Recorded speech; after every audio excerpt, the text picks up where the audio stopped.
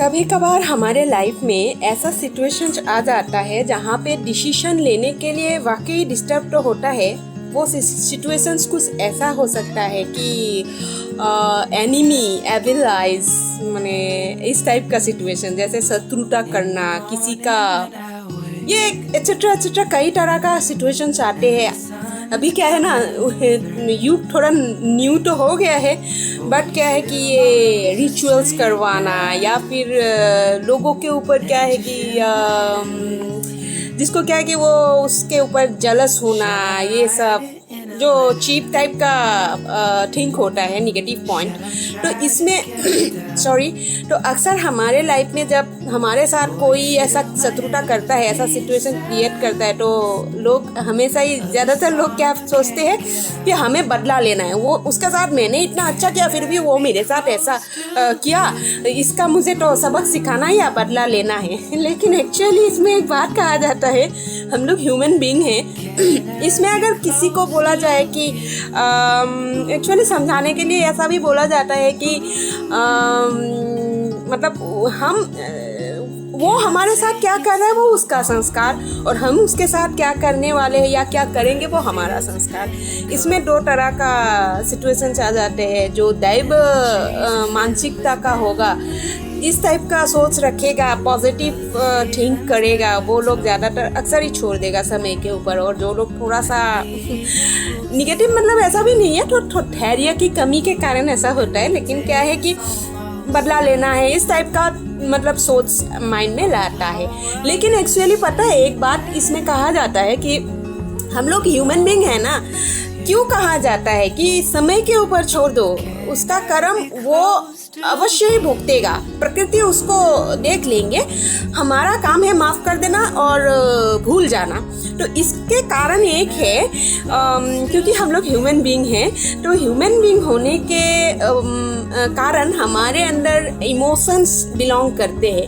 हम में इमोशंस होते हैं, दुख, दर्द, तकलीफ, किसी का दर्द देख के बुरा लगना, किसी की खुशी में खुश होना, इस टाइप का इमोशंस ह्यूमन नेचर है, ह्यूमन बीइंग में ये होते हैं। क्योंकि हम लोग एक पंचभूतेश मतलब ह्यूमन बीइंग है, तो क्या है कि इसीलिए जो विधाता करता है ना, विधाता का तो कोई इमोशंस नहीं है। ऐसा नहीं है कि वो चिल्लाएगा दर्द से, मतलब वो तो रूल्स है, लॉ है, लॉ ऑफ कर्मा, तो उसी का कर्मा। इसमें तो भगवान का कोई हाथ है भी नहीं, होता भी नहीं है, उसी का कर्मा है, उसको रिटर्न मिलता है। ये प्रकृति का नियम है कि जो हम बोते हैं वो हम पाते हैं, जो हम देते हैं वो दुगना तरीके से हमारे पास रिटर्न आएगा ही। एकदम नॉर्मल बात है, ये 100% श्योर है।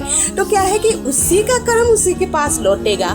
तो उसका कर्म जो है ना, उसका कर्म, उसका जो लॉ ऑफ कर्मा उसको जो सजा देगा, उसमें कोई इमोशंस नहीं होगा। लेकिन अगर हम लोग कुछ करने जाएंगे, तो अगर वो दर्द से चिल्लाएगा, उसको तकलीफ होगा या गिड़गिड़ाएगा, तब शायद हम लोग क्या है ना, थोड़ा सा इमोशनल हो सकते हैं, है ना, क्योंकि हम लोग ह्यूमन बीइंग हैं विथ इमोशंस, राइट।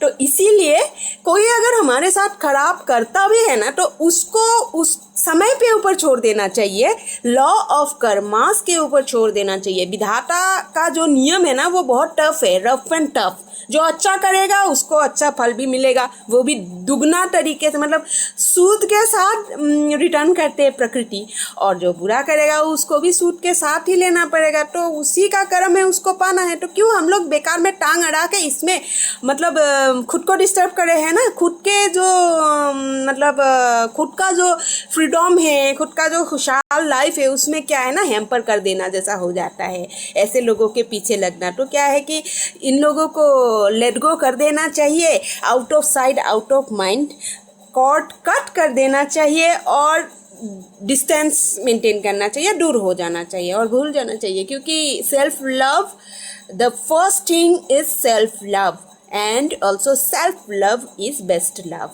और self respect, self love is most important for us and our happy life and our happiness.